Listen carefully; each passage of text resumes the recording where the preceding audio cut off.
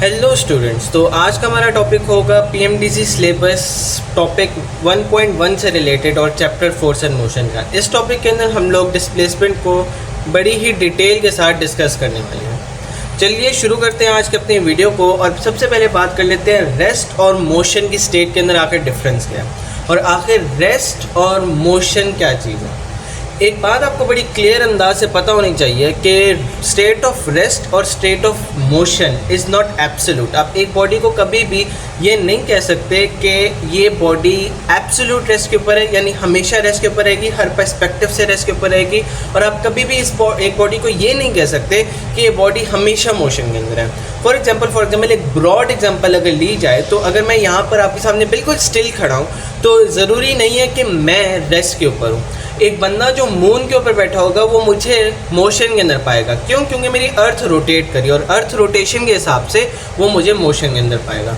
और थोड़ा narrow example और थोड़ी आसान एग्जांपल से अगर इसको समझा जाए तो अगर मैं कहूँ कि मैं एक गार्डन के अंदर बैठा हूँ या मैं रोड साइड के ऊपर बैठा हूँ और एक बस जाती है, जब वो बस के अंदर मूव करने वाला पैसेंजर देखेगा तो पैसेंजर समझेगा कि मैं रेस्ट के ऊपर हूँ, मैं कुर्सी के ऊपर बैठा हूँ, मैं बस की सीट के ऊपर बैठा हूँ। बट अगेन जब आप बाहर के पर्सपेक्टिव से इसको देखोगे, जब आप फ्रॉम दी रोड साइड उस बंदे को देखोगे तो आपको वो बॉडी मोशन के अंदर लगेगी। इसी तरह अगर दो गाड़ियाँ स्ट्रेट एक दी सेम स्पीड आपकी तरफ अप्रोच कर रही हैं या दो गाड़ियाँ सेम स्पीड से एक जगह को अप्रोच करिए तो इस गाड़ी के पर्सपेक्टिव और इस गाड़ी के में बैठे हुए बंदे के साथ से ये दोनों आपस में क्या हो जाएंगे? रेस्ट के ऊपर हो जाएंगे। बट आप अगर आगे से देखोगे इस बंदे को तो आगे से आपको ये दोनों मोशन के अंदर लगेंगे। तो द स्टेट ऑफ रेस्ट और state of motion is absolute and completely relative. आपको पता होना चाहिए कि आप किस एंगल से, किस रेफरेंस पॉइंट से उन चीज़ों को देख रहे हो, तो आपको पता चलेगा कि भाई ये स्टेट ऑफ रेस्ट है या स्टेट ऑफ मोशन है। चलिए फिर हम लोग अपनी नॉलेज को टेस्ट करते हैं कि रेस्ट और मोशन की नॉलेज हमें कितनी आ चुकी है और पीएमडीसी बेस्ड के एमसीक्यूज किस तरह से बन सकते हैं, इनको भी ज़रा हम लोग टेस्टिफाई कर लेते हैं। रेस्ट एंड मोशन की स्टेट से आपके पास एमसीक्यू आता है कि अब an object is said to be in motion if. एक ऑब्जेक्ट को हम लोग मोशन के अंदर कहेंगे अगर it changes its position with respect to its surroundings. Yes, अगर वो अपनी सराउंडिंग्स के हिसाब से अपनी पोजीशन को चेंज करे तो वो एक मोशन के अंदर है। It remains stationary, no. It moves in a circular path only, no. It has zero velocity, no. So alpha will be the right answer. आप लोग उम्मीद करता हूँ आपको एमसीक्यू आसान लगा होगा। Next, which of the following scenarios illustrates that motion is relative. आपको कौन सा सिनेरियो बता रहा है कि मोशन रिलेटिव होता है? तो हम लोग ऑप्शंस की तरफ देखते हैं। A passenger is moving bus sees another passenger sitting next to them as stationary. तो एक पैसेंजर है जो कि एक मूविंग बस के अंदर बैठा हुआ है, वो एक और पैसेंजर को देख रहा है जो उसके बगल वाली सीट के ऊपर बैठा हुआ है। तो इन दोनों पैसेंजर्स को क्या लगेगा कि हम दोनों रेस्ट के ऊपर हैं। A person standing on the ground sees the bus moving past। एक पर्सन है जो कि ग्राउंड के ऊपर बैठा हुआ है और वो बस को मूव करते हुए देख रहा है, तो उसे दोनों पैसेंजर्स क्या लगेंगे? मोशन के अंदर लगेंगे। So both A and B is the right answer. दोनों को केसेस को कंपेयर करके आप ये बता सकते हैं कि reference point is necessary for making this motion या for making this motion, state of motion and state of rest relative. They are not absolute, they are relative. Let's move on towards our lecture. Okay, so I hope आपको MCQs काफ़ी पसंद आए होंगे। Let's move on towards our next topic, that is scalar versus vector. Scalar और vector में ज़्यादा कोई difference तो नहीं है, सिर्फ डायरेक्शन का डिफरेंस है। स्केलर क्वांटिटी अपनी पूरी की पूरी इन्फॉर्मेशन आपको दे देती है विदाउट डायरेक्शन। जैसे मैं अगर बात करूँ कि my car is moving with speed of 10 metre per second, मेरी गाड़ी 10 मीटर पर सेकेंड की रफ्तार से चल रही है, सेंटेंस इज कंप्लीट। बट अगर तो मैं कहूँ कि मैं स्कूल से कॉलेज या मैं घर से एकेडमी की तरफ 10 मीटर पर सेकंड की रफ्तार से जाता हूँ, तो मैंने डायरेक्शन भी बता दिया कि मैं घर से एकेडमी जाता हूँ। तो this is the vector quantity. Again distance और डिस्प्लेसमेंट में distance is a scalar quantity, displacement is a vector quantity. इसके ऊपर भी हम लोग डिफ्रेंशिएट करेंगे। तो ये आप लोग सामने एक डायग्राम है जिसके अंदर एक हम लोगों ने स्पीड की एग्जांपल ली है 5 मीटर पर सेकंड, जिसके अंदर डायरेक्शन नहीं थी और दूसरी वेक्टर के अंदर डायरेक्शन थी। Again let's move on to some MCQs. हम लोग देखते हैं हमें कितनी नॉलेज आई है स्केलर और वेक्टर क्वांटिटीज से रिलेटेड, और उसके अंदर हम लोग ज़रूर वेलोसिटीज़ को डिस्कस आउट करेंगे कि जब दो गाड़ियाँ आपस में अप्रोच करती हैं और जब दो गाड़ियाँ एक सेम पाथ के ऊपर जाती हैं तो हम लोग किस तरह से रिलेटिव वेलोसिटीज़ निकालते हैं। ये टॉपिक आपको एमसीक्यूज के अंदर मिलेगा। स्केलर और वेक्टर क्वांटिटी से रिलेटेड आपके पास एमसीक्यू आता है। Two cars moving in the same direction and velocities 40 metre per second and 20 metre per second respectively, find the net relative velocity. तो नेट रिलेटिव वेलोसिटीज अगर आप देखा जाए तो ये दोनों गाड़ियां सेम डायरेक्शन के अंदर मूव करी हैं, और अगर सेम डायरेक्शन के अंदर 20-20 की स्पीड से मूव आउट करती तो दोनों को रेस्ट लगता, अगर 40-40 की स्पीड से मूव आउट करती तो रेस्ट के ऊपर लगता। इसका मतलब ये है कि अगर इन दोनों ने सेम डायरेक्शन के अंदर मूव करना है, इस गाड़ी ने थोड़ा तेज मूव ऑन करना है, तो लेट्स से इस गाड़ी की स्पीड है 20, इस गाड़ी की स्पीड है 10, तो ये थोड़ा सा तेज इसको ओवरटेक करेगी, बट इसको ये नहीं लगेगा कि इसकी स्पीड 10 है, इसको ये लगेगा कि मेरी स्पीड 10 है। क्यों? देखो इस स्पीड ने इसको कितनी स्पीड के साथ ओवरटेक किया होगा, 10 मीटर पर सेकंड की स्पीड से, तो ये भी चल रहा है 20 मीटर पर सेकंड इसकी स्पीड है। तो रिलेटिव वेलोसिटी निकालने के लिए आपने बेसिकली क्या किया, आपने इन दोनों को सब्सट्रैक्ट किया। एक और एग्जांपल ले लेते हैं, इस गाड़ी की स्पीड 50, इस गाड़ी की स्पीड 10, 50 एंड 10। अब ये गाड़ी अगर इतना तेज मूव ऑन कर जाएगी, इसका मतलब ये नहीं है कि ये वाली गाड़ी मूव नहीं कर रही, लेकिन इसको लगेगा कि मैंने इसको 40 मीटर पर सेकंड की स्पीड से ओवरटेक किया, क्योंकि 10 मीटर पर सेकंड की स्पीड से तो ये वाली गाड़ी भी मूव कर रही है। तो आप लोगों की इंफॉर्मेशन के लिए यहाँ पर हम लोग सब्सट्रैक्शन का अमल लेकर आएंगे। ओके जी, ये देखो आपके पास आ गया, same direction indicates that the net velocity will come after cancelling the velocities of each other, that is v1 minus v2, 40 minus 20, that is 20 meter per second. That was your solution. Let's move on to the other MCQ. Two cars moving opposite to each other. Now these two cars are moving opposite to each other. अगर तो ये दो cars opposite move करेंगी, तो let's say ये भी 10 से ये भी 10 से, तो आपको शूम करके आवाज आएगी, 20 मीटर पर सेकंड लगेगा। आपको अगर ये 50 मीटर पर सेकंड की स्पीड है, ये 100 मीटर पर सेकंड की स्पीड है, तो आपको 150 मीटर पर सेकंड की रिलेटिव वेलोसिटी मिलेगी। तो ऑपोजिट डायरेक्शन के अंदर क्या हुआ, वेलोसिटीज ऐड हुई, वेलोसिटीज ऐड हुई। तो आपका सोल्यूशन आ गया v1 plus v2 that is 40 plus 20 that is 60। Values को मैंने चेंज नहीं किया था, मैंने आपको कॉन्सेप्ट समझाना था through these MCQs. Okay, so let's move on towards our lecture. चलिए जी, उम्मीद करता हूँ आपको एमसीक्यूज अच्छे खासे पसंद आए होंगे। Let's move on towards our next topic, that is distance versus displacement. अभी मैंने आपको बताया कि distance is scalar, displacement is vector. इसका मतलब ये है कि अगर मैं स्कूल से कॉलेज जा रहा हूँ और मेरे स्कूल और कॉलेज के दरमियान का डिस्टेंस 10 मीटर्स का है, तो डिस्टेंस मैंने कितना कवर किया होगा, 10 मीटर्स। डिस्प्लेसमेंट मैंने कितना कवर किया होगा, 10 मीटर्स। इन केस मेरा जो पाथ है वो कम्प्लीटली स्ट्रेट है, मेरा जो पाथ है वो कम्प्लीटली स्ट्रेट है। बट अगेन 4 बजे एकेडमी शुरू हुई थी, 3:30 बजे मैं निकला था घर से कॉलेज या एकेडमी के अंदर मैंने पढ़ा, 8 बजे छुट्टी हुई, वापस आ गया घर। डिस्टेंस कितना होगा, डिस्टेंस होगा 10 मीटर जाने का, 10 मीटर वापस आने का। बट डिस्प्लेसमेंट हमारी कितनी होगी, इन केसेस के अंदर डिस्प्लेसमेंट हमारी 0 मीटर्स होगी। क्यों? क्योंकि इनिशियल पोजीशन और फाइनल पोजीशन सेम है। आपका जो डिस्प्लेसमेंट है वो इनिशियल पोजीशन और फाइनल पोजीशन के ऊपर डिपेंड करता है, जबकि distance does not depend upon initial और फाइनल पोजीशन। आप इसका जितने भी डिफरेंसेस हैं वो आप सामने भी देख सकते हैं, आपको टेबल फॉर्म के अंदर मिल जाएंगे।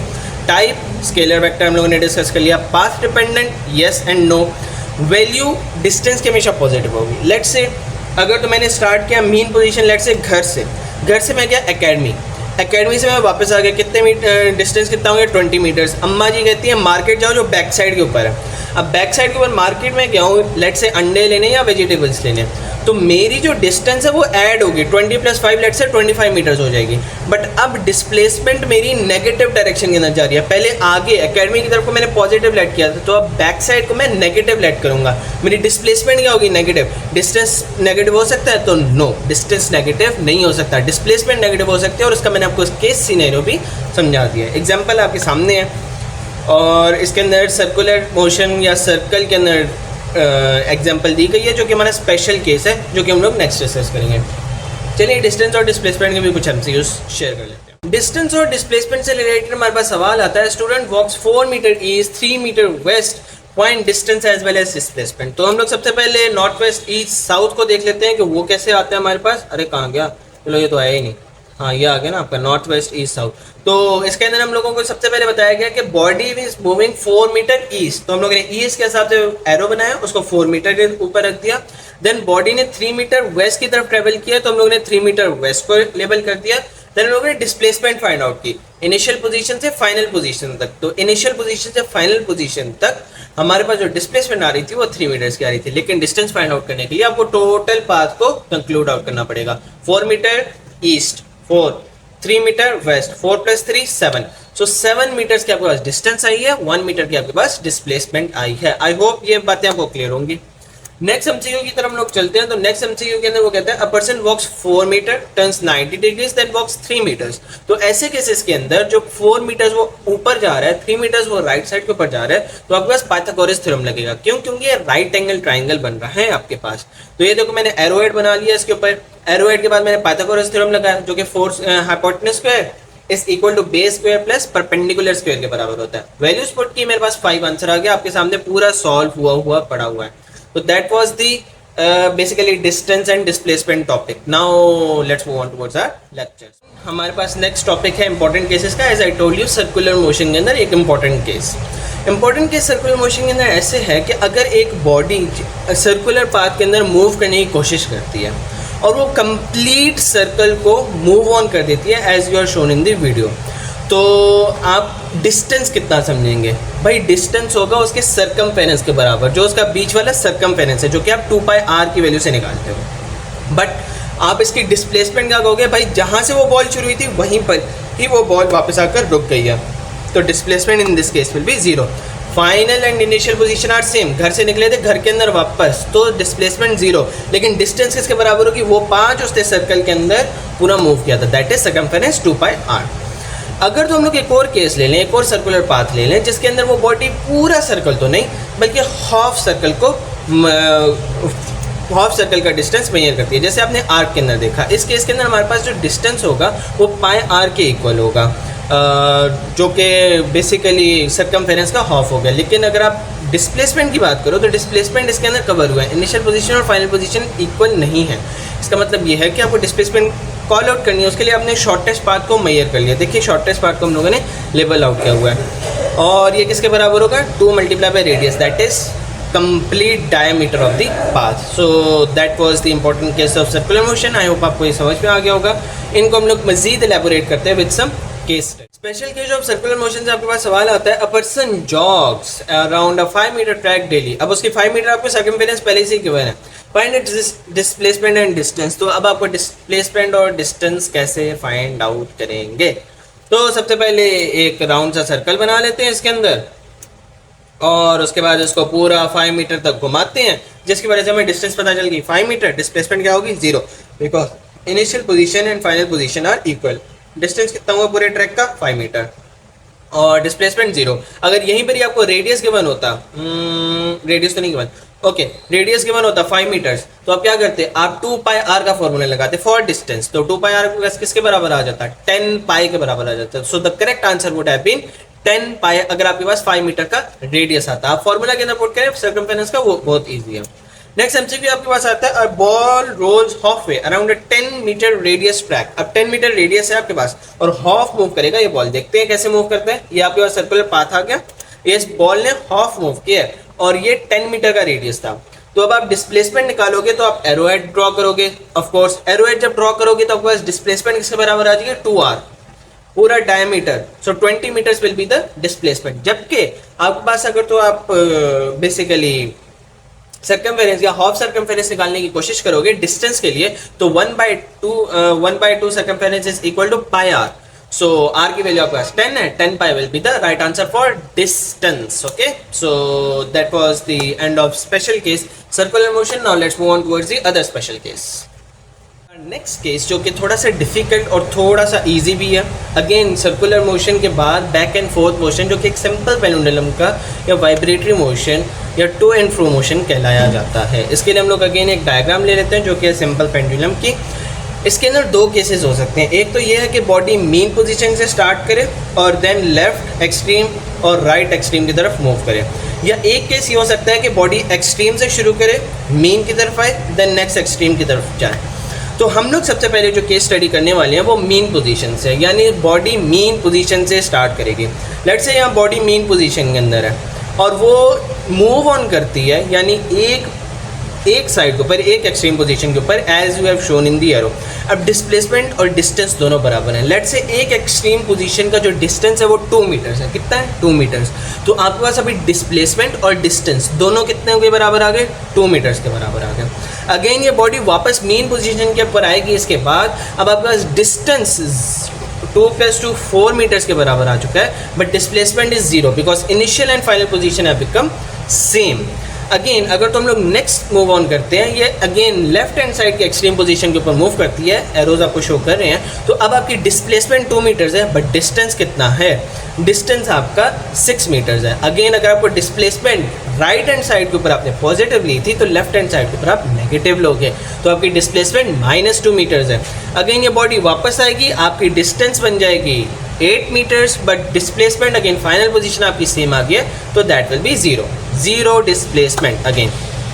सो that was the important case. अब हम लोग शुरू करते हैं, इसी सिंपल पेंडुलम को लेते हैं, एक्सट्रीम पोजीशन से शेयर करते हैं। तो हम लोग अब शुरू करेंगे एक्सट्रीम पोजीशन से।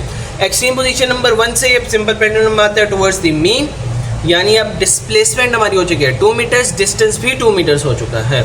इसके बाद अगेन हम लोग मजीद आगे लेकर जाते हैं, डिस्प्लेसमेंट हो गई 4 मीटर्स, डिस्टेंस भी हो गया 4 मीटर्स। इस केस के अंदर देखें इनिशियल पोजीशन दूसरी है, एक्सट्रीम पोजीशन वाली है, तो 2 then 2, so 2 + 2 4 metres, displacement and distance are equal. Now again ये बॉडी पीछे मूव करती है, तो अब आपका डिस्प्लेसमेंट अगर आप इनिशियल और फाइनल को कंपेयर करोगे तो 2 मीटर्स के बराबर आ जाएगा। तो 2 मीटर्स का डिस्प्लेसमेंट आया, लेकिन डिस्टेंस कितने के बराबर है? 6 मीटर्स।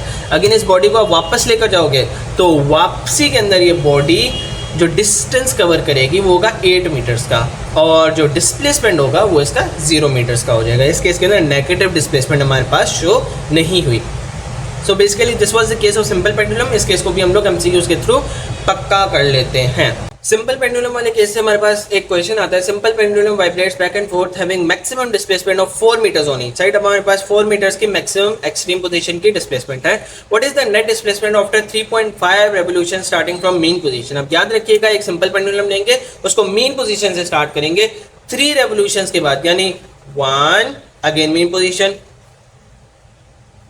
2 अगेन मीन पोजीशन, ये 1/4 revolution, half revolution, 3/4 revolution, third revolution complete. अब हमें 3 रेवोल्यूशन के बाद 3.5 रेवोल्यूशन इसको मुकम्मल करानी है। तो 3 हाफ कैसे रेवोल्यूशन पूरी होगी? ये एक एरोहेड उधर गया, ये एक एरोहेड वापस आया, अरे दूसरा एरोहेड किधर गया, ये एक एरोहेड वापस आया। तो आपके पास 3.5 रेवोल्यूशन के अंदर देखो, एक रेवोल्यूशन का तो मतलब ये है कि वो अपनी मेन पोजीशन यानी अपनी स्टार्टिंग पोजीशन के ऊपर वापस आ चुका है। तो स्टार्टिंग पोजीशन के ऊपर वापस आने तक हमारे पास डिस्प्लेसमेंट कोई नहीं आएगी, बट डिस्टेंस जरूर आएगा। तो हम लोगों ने सबसे पहले डिस्प्लेसमेंट फाइंड करनी थी, तो 3.5 रेवोल्यूशन के अंदर हम लोगों ने हाफ रेवोल्यूशन को मेजर किया। हाफ रेवोल्यूशन के बाद भी हमें मेन पोजीशन ही वापस मिली। इसका मतलब यह है कि डिस्प्लेसमेंट यहाँ पर मौजूद नहीं है और डिस्प्लेसमेंट 0 है। और अगर तो मैं 4 मीटर्स के साथ इसका डिस्टेंस फाइंड आउट करने की कोशिश करूँ, तो 4 8 6 4 8 then 12 then 16, तो 16 मीटर्स इन 1 रेवोल्यूशन, then 16 ऐसे ही और होगा 32, then 16 ऐसे ही होगा 48, तो 48 मीटर्स फॉर 3 रेवोल्यूशंस। बट अभी मेरे पास 3.5 रेवोल्यूशंस है, तो 48 + 4 52 + 4 56 मीटर्स का मेरे पास डिस्टेंस आएगा इस केस के अंदर। तो आप लोग ये कैलकुलेट कर सकते हैं 3.5 मल्टीप्लाई बाय एक रेवोल्यूशन का डिस्टेंस। तो एक रेवोल्यूशन का डिस्टेंस कैसे फाइंड आउट करेंगे? एक रेवोल्यूशन के अंदर 1 extreme back to mean, 1 extreme back to mean, यानी 4 4 16 मीटर्स का एक रेवोल्यूशन आपका बन रहा है। ऑफ कोर्स मुश्किल लगेगा थोड़ा सा, लेकिन चलो। नेक्स्ट केस आता है, simple pendulum vibrates back and forth having a maximum displacement of 5 metres. Now this time it is 5 metres on each side. What is the net displacement after 1.5 revolution starting from 1 extreme? So this is extreme position. Okay, let's draw a simple pendulum. उसको 1 revolution मुकम्मल करा देते हैं, then इसको again half revolution के लिए move on कराते हैं। तो ये हाफ रेवोल्यूशन हम लोगों ने एक और आपको शो कर दी। हाफ रेवोल्यूशन का ये मतलब है कि आपके पास ये सिंपल पेंडुलम वापस आ चुका है। अब आप अगर डिस्प्लेसमेंट फाइंड आउट करोगे, तो 5 + 5 दैट इज 10 मीटर्स, ये वहां नेक्स्ट एक्सट्रीम तक जाने के अंदर लगा चुका है। तो डिस्प्लेसमेंट कितनी है? 10 मीटर्स। बट 1 रेवोल्यूशन के अंदर अब डिस्टेंस कितना होगा? लेट्स से इस एक्सट्रीम से स्टार्ट करी थी 5 10 15 20, सो 20 मीटर्स का डिस्प्लेसमेंट है एक रेवोल्यूशन के अंदर। लेकिन इसने 1.5 दिया तो 20 यहाँ तक आ गया था, 25 30, तो 30 metres is the right answer. इसको एक और करने का तरीका, एक रेवोल्यूशन का हम लोग आंसर निकालेंगे, दैट इज 20 मीटर्स। हम लोगों ने अभी भी निकाला 5 10 15 20, और हम लोग इन 20 को नंबर ऑफ रेवोल्यूशन से मल्टीप्लाई करते फॉर डिस्टेंस। तो 20 multiply by 1.5 that will give us the answer 30 metres, that is the distance for this particular MCQ. Okay, so this was all for our today's video. अगर आपको video पसंद आई है तो जरूर इसको शेयर और लाइक और सब्सक्राइब कीजिएगा। अगले लेक्चर के लिए अल्लाह हाफिज़।